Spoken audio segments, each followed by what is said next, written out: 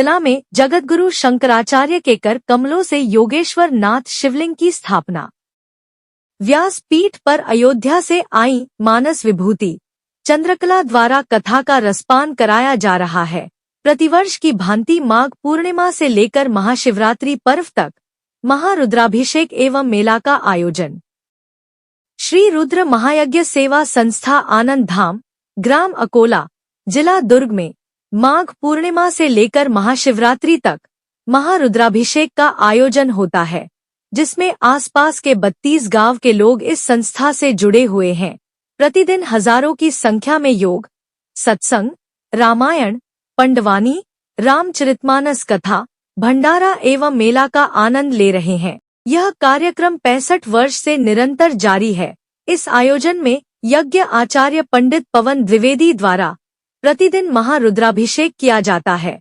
इस संस्था के अध्यक्ष धनेश्वर शर्मा है। उन्होंने माघ पूर्णिमा से महाशिवरात्रि तक 11 दिवसीय विभिन्न कार्यक्रम हेतु बड़ी संख्या में ग्राम, नगर व क्षेत्र वासियों को आमंत्रित कर विशाल भंडारा, मेला, महारुद्राभिषेक एवं राजश्री रामचरितमानस, पंडवानी इत्यादि कार्यक्रम में शामिल होने की अपील किए हैं।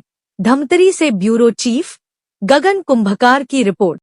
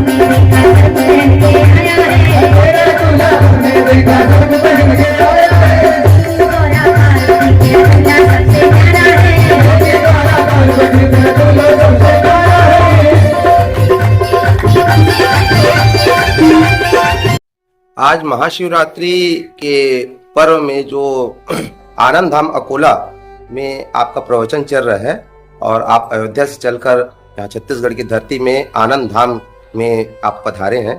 तो अपनी जो गतिविधि है, जो आपने ये प्रवचन, कहाँ से मतलब आपको प्रेरणा मिली और किस तरह से आपने इस प्रवचन का कार्य प्रारंभ किया और कहाँ कहाँ पर आपने बड़ा आयोजन किया, और आज जो यह कार्यक्रम में आए हैं तो आपको कैसा लग रहा है और लोगों से आप क्या अपनी विचारधारा शेयर करना चाहेंगे, बताइए। सबसे पहले आप सभी लोगों को मेरा सादर जय श्री राम।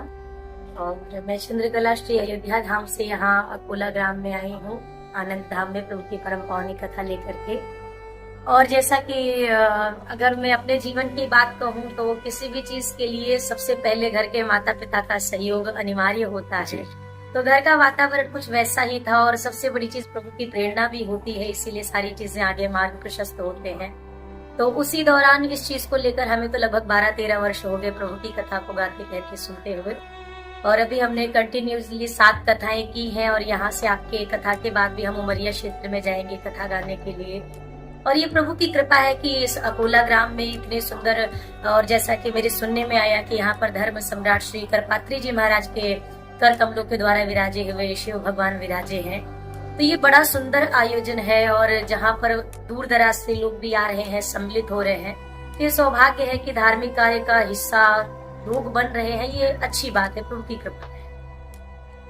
ये आपका मतलब उम्र कितना होगा? मेरा 96 का बॉर्न है। अच्छा, 12-13 वर्ष हो गए मुझे कथा।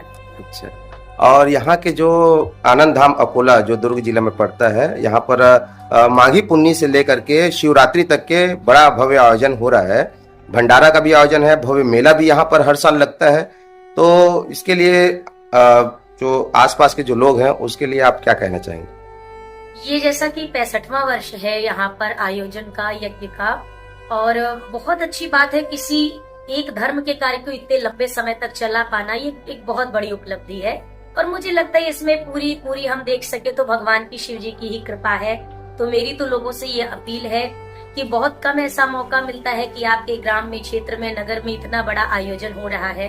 तो आसपास दूर के जितने भी लोगों तक यह बात पहुँचे, मेरी सभी से अपील है कि श्री राम कथा ज्ञान यज्ञ में सम्मिलित हो, क्योंकि वहाँ पर तीर्थ में विराजी गंगा तक आपको जाना पड़ता है, पर राम कथा रूपी गंगा आपके क्षेत्र में चलकर आई है। तो आप सभी को इसका आनंद अवश्य लेना चाहिए। बहुत बहुत धन्यवाद। जय श्री राम। जय श्री। आनंद धाम अकोला में ये जो तीर्थ है, वहाँ पर बहुत भव्य रूप से यज्ञ हो रहा है और प्रवचन भी हो रहा है, साथ ही मेला का आयोजन भी है महाशिवरात्रि के पावन पर्व पर। तो इस विषय पर आप के मुखारबिन से कुछ जानकारी जानना चाहते हैं। नारायण हरि। वस्तुतः मैं तो यहाँ विगत 13 वर्षों से यज्ञाचार्यत्व के रूप में कार्य संपादित करता हूँ और क्षेत्रीय लोगों के तत्वावधान में यह कार्यक्रम संपन्न होता है। निसंदेह आज की तारीख में ये जो आनंद धाम है, यथा नाम तथा गुण, स्वनाम धन्य भूमि है यह, और बड़ा ही तीर्थ के रूप में है। शुरुआत प्रातः स्मरणीय पूज्यपाद भगवत स्वरूप श्री हरिहरानंद करपात्री जी महाराज के द्वारा यहाँ भगवान शिव जी की स्थापना हुई है और लगातार तब से लेकर के आज तक यहाँ रुद्र महायज्ञ के माध्यम से विश्व कल्याणार्थ भगवान से प्रार्थना उपासना चल रही है। निसंदेह यह भूमि बड़ी जागृत है, आनंददायक है, किंतु समय समय पर कहीं न कहीं थोड़ा सा, चाहे जिस कारण से भी हो, न्यूनाधिकता आ ही जाती है कार्यक्रमों में। किंतु इस समय जो स्थानीय लोगों में उत्साह जो देखने को मिल रहा है वह अवश्य ही बड़ा ही स्तुत्य है, बड़ा आनंददायक है और बड़ा अच्छा लग रहा है। और अन्य वर्षों की अपेक्षा इस वर्ष लोगों में दुगुने तिगुने उत्साह देखने को मिल रहा है, बड़ा अच्छा है। और वैसे भी आप लोगों का भी सहयोग इस समय कुछ ज्यादा ही है, तो और अच्छा लग रहा है। तो अभी जो महाशिवरात्रि, माघी पुन्नी से लेकर के महाशिवरात्रि तक का क्या क्या आयोजन है और अंतिम दिन क्या विशेष आयोजन रहेगा? ऐसा है कि इसकी जानकारी तो विशेष रूप से यहाँ के अध्यक्ष, उपाध्यक्ष, सचिव और कार्यकर्ता लोग ही विशेष रूप से देंगे, किंतु मैं यज्ञाचार्य हूँ, मुझे जो जानकारी है, सबसे पहली बात तो है कि मेरे क्षेत्र में यज्ञ संपन्न कराना, किंतु यहाँ जो सत्संग हो रहा है, जो अभी अयोध्या से पधारी हुई है देवी चंद्रकला जी, जो अपने सुमधुर कंठ से श्री रामचरितमानस की बड़ी अच्छी व्याख्या कर रही हैं और लोग भी बड़े आनंद ले रहे हैं उनका, तो बड़ा सफल कार्यक्रम है।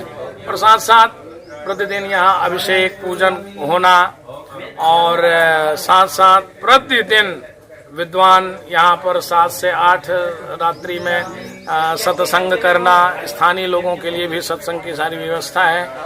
यहाँ तक कि अध्यक्ष जी और उपाध्यक्ष के द्वारा मुझे ये जानकारी मिली है कि इस समय यहाँ आसपास क्षेत्रों में जाकर के लोगों से ये कहा गया है कि आप लोग आकर के यहाँ पूरे 11 दिन तक निवास कीजिए, सारी व्यवस्था होगी। और कुछ लोग आए भी हैं। इस समय की व्यवस्था बड़ी काफी मजबूत व्यवस्था है, लोगों के रहने, खाने, पीने आदि सारी व्यवस्था की गई है। ये जो आयोजन है, जो संस्था बना हुआ है, कितने गांव का संस्था है?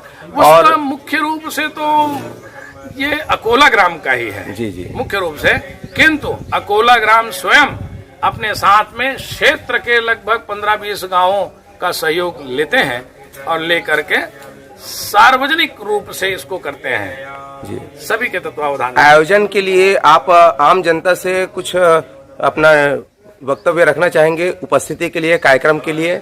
नहीं, मैं तो इतना ही कहना चाहूंगा कि लोगों को आना चाहिए, यह धर्म का कार्य है और जितना श्रम आज समिति के द्वारा किया जा रहा है वो सिर्फ और सिर्फ सभी के कल्याण के लिए है, इसलिए आना चाहिए। बड़े अच्छे अच्छे लोग यहाँ आ करके अपना विचार भी रख रहे हैं, तो लोगों को आना चाहिए। देखो भैया, ऐसा है, धन तो सभी कमा रहे हैं, इच्छा भी सबको है धन कमाने की, किंतु धन कमाए हुए धन से भी सुख पाने के लिए जिस ऊर्जा की आवश्यकता है वो ऊर्जा केवल यज्ञ और सत्संग से ही प्राप्त हो सकती है।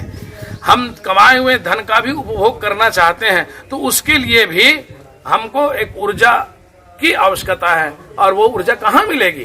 बिना सत्संग और यज्ञ आदि के बिना संभव नहीं है। इसलिए धर्म का ही शरण ग्रहण करना चाहिए। और वैसे भी इस समय हमारे संपूर्ण राष्ट्र में एक बहुत अच्छा संकेत मिल रहा है, जैसे अयोध्या जी में भगवान श्री राम लला की स्थापना, और ये कहने की आवश्यकता नहीं है, सभी लोग जानते कि जो 22 जनवरी को जो उत्सव बड़ा राष्ट्रव्यापी यानी विश्वव्यापी जो उत्सव देखने को मिला है, निसंदेह अत्यंत स्तुत्य है। इन सब बातों को स्मरण करते हुए स्थानीय लोगों को यहाँ पर टूट पड़ना चाहिए। मैं तो समझता हूँ अपना सब कुछ कार्य आदि को बहुत जल्दी संपन्न करके अपनी दिनचर्या पूर्ण करके और यहाँ आकर के सत्संग कम से कम 4 घंटे का अवश्य लेना चाहिए। ये मेरा आग्रह है स्थानीय लोगों से। जी। आपका परिचय?